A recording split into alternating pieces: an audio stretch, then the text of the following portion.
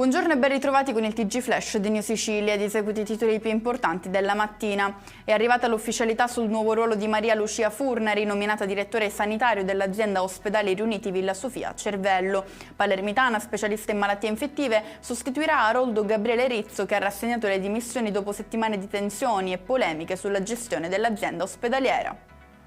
Risultava nullatenente, ma al polso aveva un Rolex, così le autorità palermitane hanno disposto un sequestro da oltre 220.000 euro nei confronti di Daniele De Martino, noto cantante neomelodico, nei guai anche il padre, denunciato poiché percettore di reddito di cittadinanza.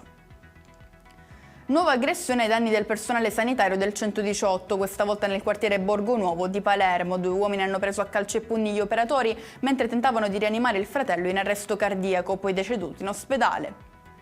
Un'altra aggressione ha visto vittima un dipendente della Sostare a Catania. L'uomo è stato colpito fisicamente mentre svolgeva il proprio lavoro di controllo delle auto in sosta negli stalli blu. In chiusura l'arresto di un 23enne catanese fermato a San Giorgio con 26 kg di droga in auto. Gli agenti lo hanno notato all'interno di un mezzo parcheggiato in via della Salvia. Il suo comportamento sospetto ha fatto scattare la perquisizione. E con questo è tutto, prossimo appuntamento più tardi alle 19:30. Grazie per averci seguito, buon proseguimento di giornata.